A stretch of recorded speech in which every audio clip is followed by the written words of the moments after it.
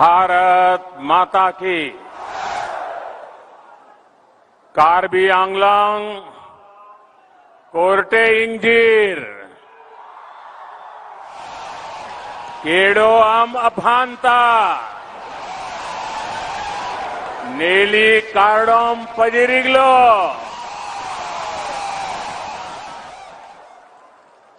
असम के राज्यपाल श्री जगदीश मुखी जी,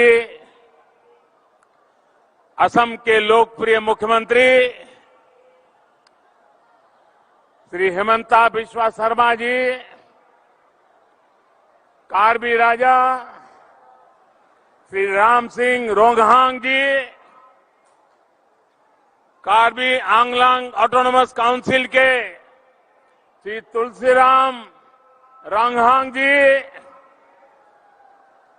असम सरकार में मंत्री श्री पीयूष हजारिका जी, जोगेन मोहन जी, संसद में मेरे साथी श्री होरेन सिंह बेजी, विधायक श्री भावेश कलिता जी, अन्य सभी जनप्रतिनिधिगण और कार्बी आंगलांग के मेरे प्यारे बहनों और भाइयों,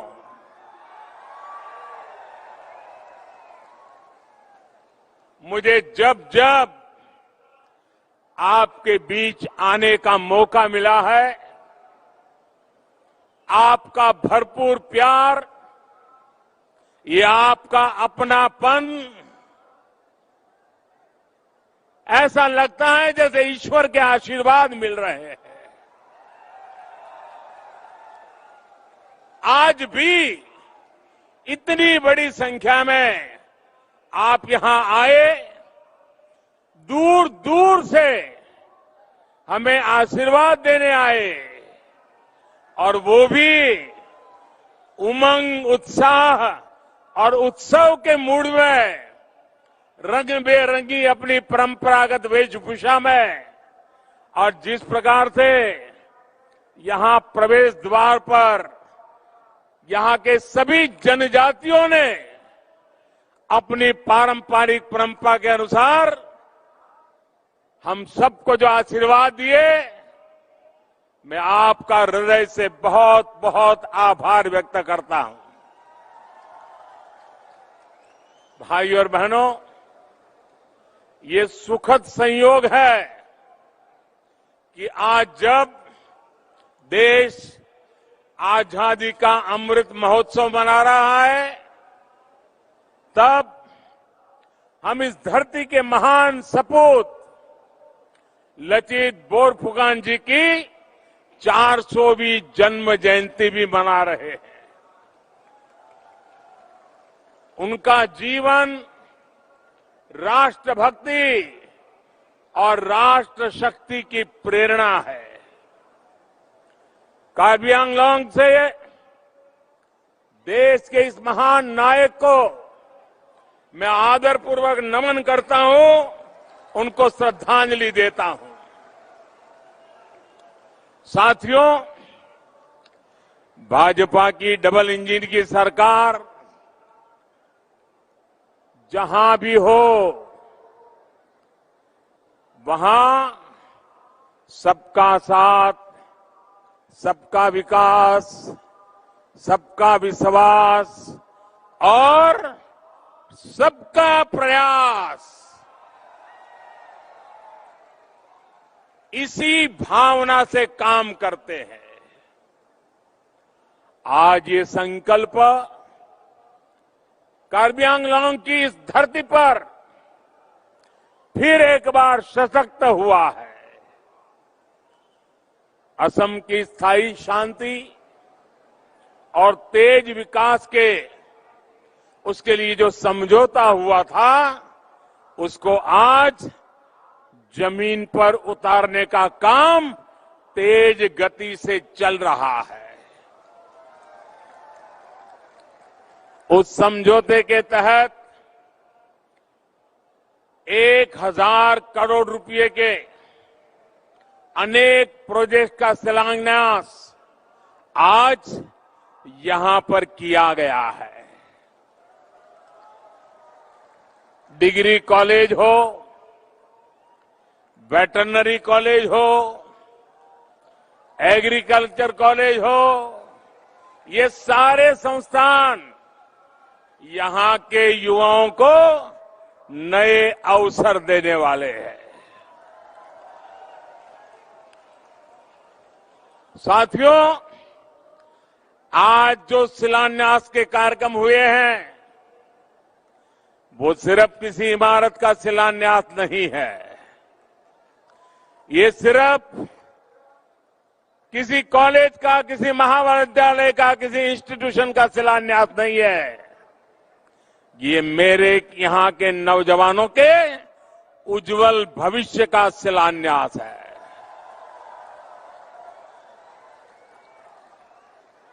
उच्च शिक्षा के लिए यहीं पर अब उचित व्यवस्था होने से गरीब से गरीब परिवार भी अपनी संतान को बेहतर शिक्षा दे पाएगा।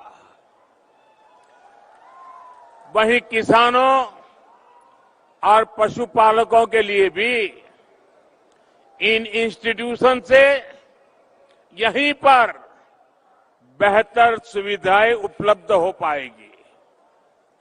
इन प्रोजेक्ट्स के अलावा समझौते के जो दूसरे पहलू हैं, उन पर भी असम सरकार लगातार कदम उठा रही है। हथियार छोड़कर जो साथी राष्ट्र निर्माण के लौटे हैं, उनके पुनर्वास के लिए भी निरंतर काम किया जा रहा है। भाइयों और बहनों, आजादी के अमृत महोत्सव में देश ने जो संकल्प लिए हैं, उसमें से एक महत्वपूर्ण संकल्प है अमृत सरोवरों के निर्माण से जुड़ा हुआ। हर जिले में कम से कम 75,000 अमृत सरोवर के निर्माण का लक्ष्य, इतना बड़ा लक्ष्य लेकर के आज देश आगे बढ़ रहा है। कुछ दिन पहले ही जम्मू कश्मीर से मैंने इसकी शुरुआत की थी। मुझे खुशी है कि आज असम में भी 2600 से भी अधिक अमृत सरोवर बनाने का काम शुरू हो रहा है। ये सरोवरों का निर्माण पूरी तरह से जन भागीदारी पर आधारित है।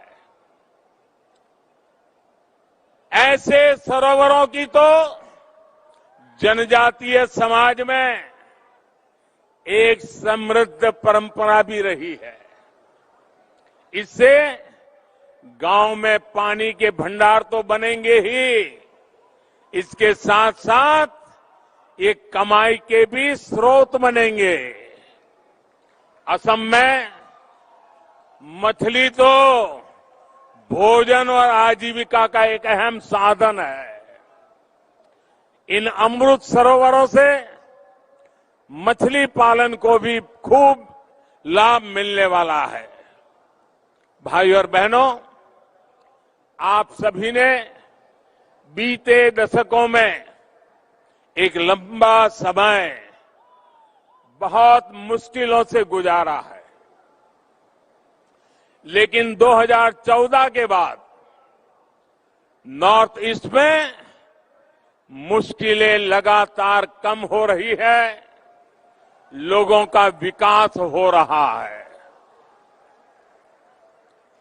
आज जब कोई असम के जनजातीय क्षेत्रों में आता है, नॉर्थ ईस्ट के दूसरे राज्यों में जाता है, तो हालात को बदलते देखकर उसे भी अच्छा लगता है।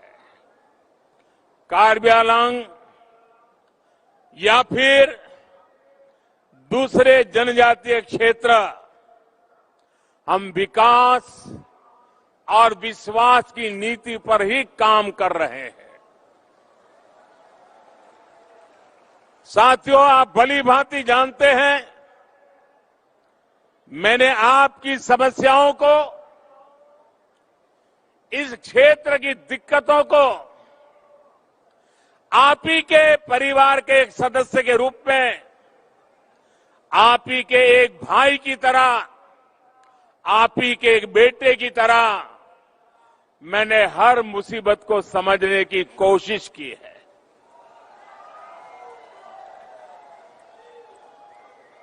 और आपने मुझे बुद्धि से कम दिलों से ज्यादा समझाया है। आपने हर बार मेरे दिल को छू लिया है, मेरे दिल को जीत लिया है।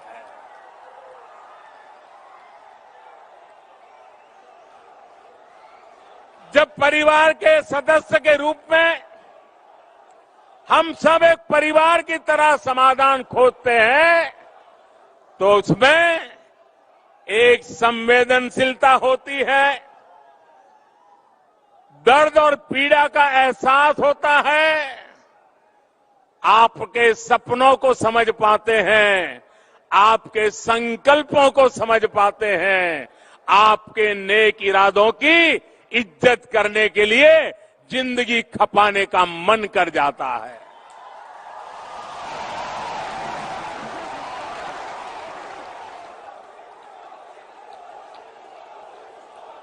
साथियों, हर इंसान को, असम के इस दूरदराज क्षेत्र के लोगों को भी, जंगलों में जिंदगी गुजारने वाले मेरे नौजवानों को भी आगे बढ़ने की तमन्ना होती है, इच्छा होती है। और इसी भावना को समझते हुए आपके सपनों को पूरा करने के लिए, आपके सपने हम सबके संकल्प बने और आप और हम मिलकर के हर संकल्प को सिद्ध करके रहे, इस काम के लिए हम भी जुटे हैं, आप भी जुटे हैं, मिलकर के जुटे हैं और जुट करके जीत भी पाने वाले हैं।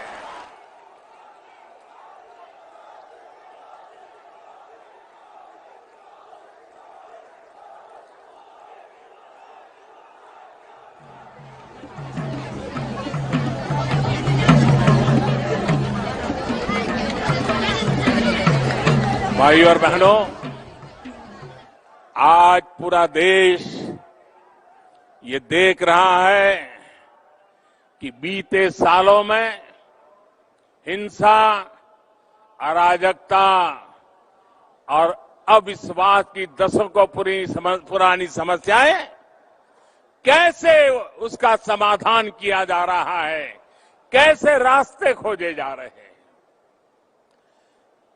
कभी इस क्षेत्र की चर्चा होती थी तो कभी बम की आवाज सुनाई देती थी, कभी गोलियों की आवाज सुनाती देती थी। आज तालियां गूंज रही है, जयकारा हो रहा है।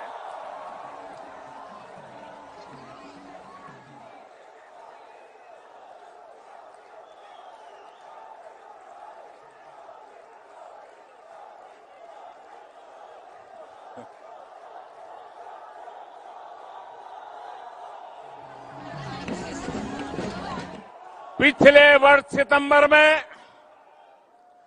कार्बी आंगलांग के अनेक संगठन शांति और विकास के रास्ते पर आगे बढ़ने का संकल्प लेकर के जुड़ गए।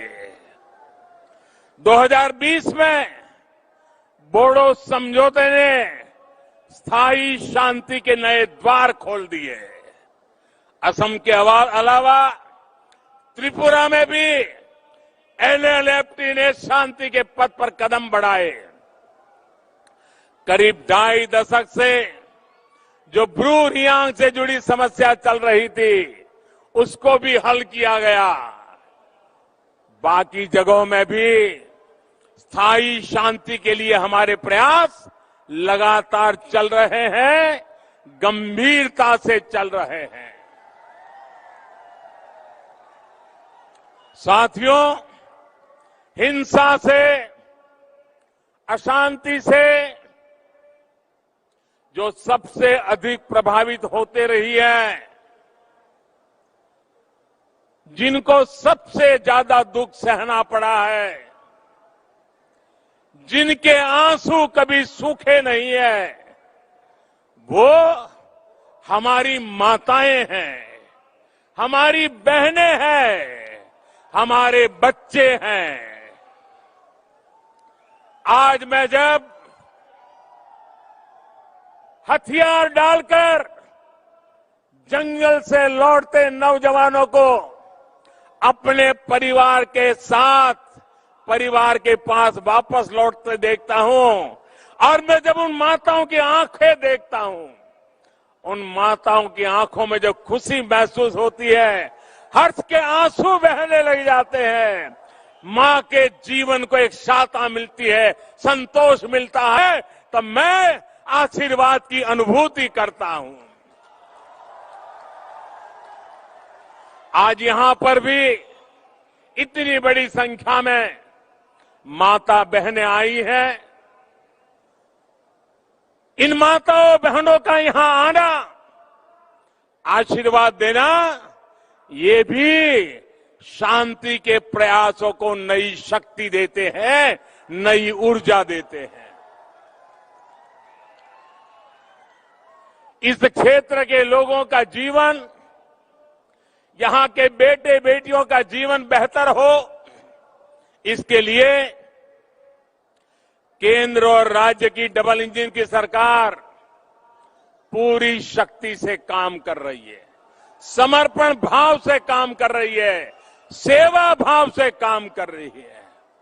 भाई और बहनों, असम में, नॉर्थ ईस्ट में सरकार और समाज के सामूहिक प्रयासों से जैसे जैसे शांति लौट रही है, वैसे वैसे पुराने नियमों में भी बदलाव किया जा रहा है। लंबे समय तक armed forces special power act, AFSPA, north east के अनेक राज्यों में रहा है, लेकिन बीते 8 सालों के दौरान स्थायी शांति और बेहतर कानून व्यवस्था लागू होने के कारण हमें आप्सा को नॉर्थ ईस्ट के कई क्षेत्रों से हटा दिया है। बीते 8 सालों के दौरान नॉर्थ ईस्ट में हिंसा की घटना में करीब 75% की कमी आई है। यही कारण है कि पहले त्रिपुरा और फिर मेघालय से आप्सा को हटाया गया। असम में तो 3 दशक से ये लागू था। स्थितियों में सुधार न होने के कारण पहले की सरकारें इसको बार बार आगे बढ़ाती रही, लेकिन बीते वर्षों में हालात को ऐसे संभाला गया कि आज असम के 23 जिलों से आप्सा हटा दिया गया है। अन्य क्षेत्रों से भी हम तेजी से हालात सामान्य करने की कोशिश कर रहे हैं, ताकि वहां से भी आप्सा को हटाया जा सके। नागालैंड और मणिपुर में भी इस दिशा में बहुत तेजी से काम किया जा रहा है। साथियों, नॉर्थ ईस्ट के राज्यों के भीतर की समस्याओं का समाधान तो हो ही रहा है, राज्यों के बीच भी दशकों पुराने जो सीमा विवाद थे, वो भी बहुत सौहार्द के साथ हल किए जा रहे हैं। मैं हेमंता जी और नॉर्थ ईस्ट के दूसरे मुख्यमंत्रियों को भी आज विशेष बधाई दूंगा कि उनके प्रयासों से नॉर्थ ईस्ट अब देश की सशक्त आर्थिक इकाई बनने की ओर अग्रसर है। सबका साथ सबका विकास की भावना के साथ आज सीमा से जुड़े मामलों का समाधान खोजा जा रहा है। असम और मेघालय के बीच बनी सहमति दूसरे मामलों को भी प्रोत्साहित करेगी। इससे इस पूरे क्षेत्र के विकास की आकांक्षाओं को बल मिलेगा। भाइयों और बहनों, बोडो एकॉर्ड हो या फिर कार्बी आंगलोंग का समझौता, लोकल सेल्फ गवर्नेंस, इस पर हमने बहुत बल दिया है। केंद्र सरकार का बीते 7-8 साल से ये निरंतर प्रयास रहा है कि स्थानीय शासन की संस्थाओं को सशक्त किया जाए, उनको अधिक पारदर्शी बनाया जाए। कार्बी आंगलोंग ऑटोनोमस काउंसिल को या फिर दूसरे स्थानीय संस्थान, इन पर ये बहुत बड़ी जिम्मेदारी है। केंद्र और राज्य की योजनाओं को तेज गति से गांव-गांव पहुंचाने का बहुत बड़ा दायित्व इन संस्थानों के सहयोग से ही पूरा होगा। जन सुविधा, जन कल्याण और जन भागीदारी, ये हम सभी की प्राथमिकता है। भाइयों और बहनों, राष्ट्र के विकास के लिए राज्य का विकास और राज्य के विकास के लिए गांव का विकास, नगरों का विकास, ये बहुत आवश्यक है। गांवों का सही विकास तभी संभव है जब स्थानीय आवश्यकताओं के अनुसार, स्थानीय परिस्थितियों के अनुसार विकास योजनाएं बने और उनको पूरी तरह अमल किया जाए। इसलिए बीते वर्षों में केंद्र की योजनाओं में हमने स्थानीय जरूरतों को बहुत ध्यान में रखा है। अब जैसे गरीबों के आवास से जुड़ी योजनाएं हो, जो पहले चलती थी, उनके नक्शे से लेकर मटेरियल तक सब कुछ दिल्ली में तय होता था। जबकि कार्बी आंगलोंग जैसे आदिवासी क्षेत्रों की परंपरा अलग है, घरों के निर्माण से जुड़ी संस्कृति अलग है, मटेरियल की उपलब्धता अलग है। इसलिए एक बड़ा बदलाव प्रधानमंत्री आवास योजना में यही किया गया कि लाभार्थी के बैंक खाते में सीधे पैसे जाएंगे। इसके बाद वो लाभार्थी अपनी पसंद के अनुसार, अपनी इच्छा के अनुसार वो खुद का घर बनाएगा और सीना तान कर दुनिया को कहेगा कि मेरा घर है, मैंने बनाया है।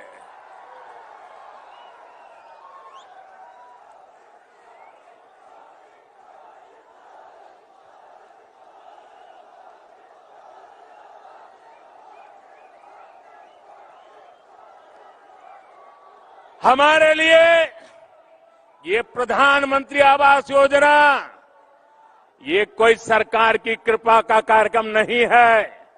हमारे लिए प्रधानमंत्री आवास योजना गरीबों के सपनों का महल बनाने का सपना है, जो गरीब की इच्छा के अनुसार बनाने का सपना है। गांव के विकास में गांव के लोगों की अधिक भागीदारी की ये भावना हर घर जल योजना में भी है। घर घर जो पाइप से पानी पहुंच रहा है, उसको गांव की पानी समितियां ही मैनेज करें और उसमें भी समितियां में ज्यादातर माताएं बहनें हो, क्योंकि पानी का महत्व क्या होता है वो माताएं बहना जितनी समझती है ना, इतनी मर्दों को समझ नहीं आती है।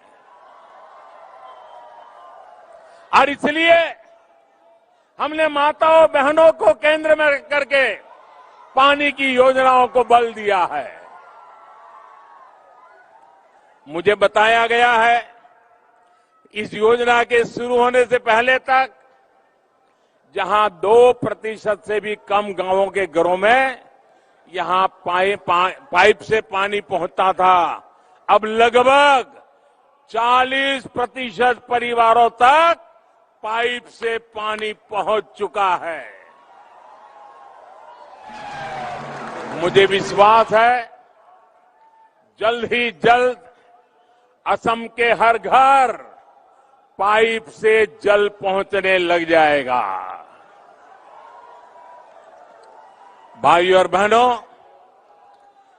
जनजातीय समाज की संस्कृति, यहां की भाषा, यहां का खान पान, यहां की कला, यहां का हस्तशिल्प, ये सभी सिर्फ यहां की ही नहीं, ये मेरे हिंदुस्तान की धरोहर है।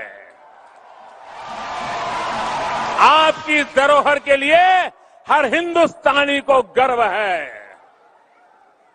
और असम तक का हर जिला, हर क्षेत्र, हर जनजाति इस क्षेत्र में तो बहुत समृद्ध है। यहां सांस्कृतिक धरोहर भारत को जोड़ती है, एक भारत श्रेष्ठ भारत के भाव को मजबूती देती है। इसलिए केंद्र सरकार का ये प्रयास रहा है कि आदिवासी कला संस्कृति, आर्ट क्राफ्ट को संजोया जाए, उनको भविष्य की पीढ़ियों तक पहुंचाने की व्यवस्था बने। आज देश भर में जो आदिवासी म्यूजियम बनाए जा रहे हैं, आदिवासी स्वतंत्रता सेनानियों के नाम पर जो संग्रहालय विकसित किए जा रहे हैं, उसके पीछे की सोच भी यही है। केंद्र सरकार द्वारा ट्राइबल टैलेंट का जनजातीय समाज में जो लोकल उत्पाद है, उनको भी प्रोत्साहित किया जा रहा है। कार्बी आंगलांग सहित पूरे असम में हथकरघे से बने सूती कपड़े, बांस, लकड़ी और मेटल के बर्तनों, दूसरी कलाकृतियों की एक बहुत अद्भुत परिपाटी है। इन लोकल प्रोडक्ट्स के लिए वोकल होना बहुत आवश्यक है। ये प्रोडक्ट देश और दुनिया के बाजारों तक पहुंचे, हर घर तक पहुंचे, इसके लिए सरकार हर जरूरी प्लेटफॉर्म तैयार कर रही है। और दूर सुदूर जंगलों में रहने वाले मेरे भाई बहन, कला से जुड़े मेरे भाई बहन, हस्तशिल्प से जुड़े भाई बहन, मैं हर जगह पे जाकर के आपकी बात करता हूं। वोकल फॉर लोकल हर जगह पे बोलता रहता हूं, क्योंकि आप जो करते हैं उसे हिंदुस्तान के घरों में जगह मिले, दुनिया में उसका सम्मान बढ़े। साथियों, आजादी के इस अमृत काल में कार्बी आंगलांग भी शांति और विकास के नए भविष्य की तरफ बढ़ रहा है। अब यहां से हमें पीछे मुड़कर नहीं देखना है।